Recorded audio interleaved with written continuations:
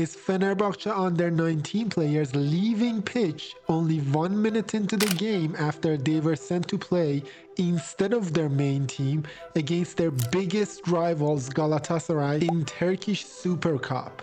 And this, dozens of fans gathered in their home stadium not to watch the game, but to vote for their team to potentially leave the Turkish Super Lig altogether.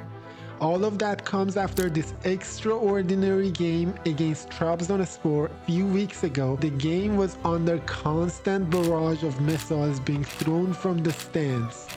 Their Croatian goalkeeper Dominik Livankovic had his chin split open by a coin and later punched by one of the pitch invaders at the end of the game. And their players were attacked at the final whistle by a group of fans invading the pitch. But scenes like that aren't rare recently in Turkish football. Distressing news from Turkey. And domestic football has been suspended after a referee was punched to the ground by a club president after a top-flight game last night. Turkey's Interior Minister announced that a detention order for Koka had been issued, while the Football Federation announced a suspension of all games in all leagues indefinitely. Earlier this season, Turkish Super League went through a week-long suspension following the president of Ankaraglu punching a referee in an unprecedented display of violence. The referee was the same man assigned for the Trabzonspor game that turned into chaos. But Fenerbahçe supporters claim these aren't isolated cases of unjust treatment of their club. They cite a game at the end of 05-06 season against Denizlispor when Fenerbahçe could have won the league, but objects being thrown into the pitch delayed the game, which in their view at least led them to drawing 1-1. Galatasaray took the title that season. They also cite the Turkish match-fixing scandal of 2011 when Fenerbahçe was caught up in various allegations of corruption. Fenerbahçe have been banned from the next 3 UEFA club competitions from which they would have qualified, starting with next season's Champions League in relation to a long-running fixing case that dates back to the club's league-winning run in 2011. This decision definitely will harm Turkish football. We didn't penalize the teams in Turkey, and they did.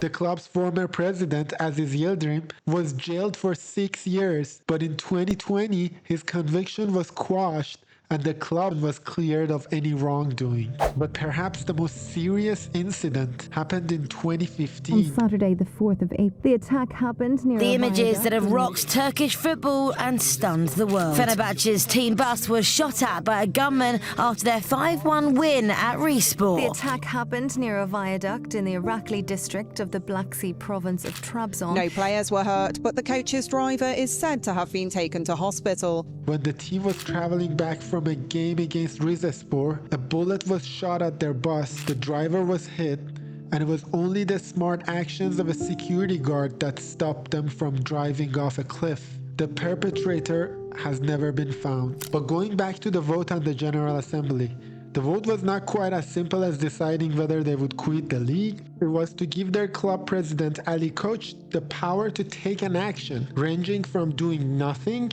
right through dissolving the football department, basketball, volleyball, and other athletic divisions. The decision they made was to withdraw from the Turkish Super League if it didn't get postponed, which it didn't. The question of whether Fenerbahçe will withdraw from the league was deferred until their next General Assembly in 3 months, when they will also consider further protests to FIFA and UEFA. From a neutral perspective, it's just a relief that they haven't made a hasty decision. With a few games to go this season, Fenerbahçe and Galatasaray are 30 points clear of the pack and heading towards what could be a single game deciding the champion in May. If Fenerbahçe prevails, it will be their first title since 2014.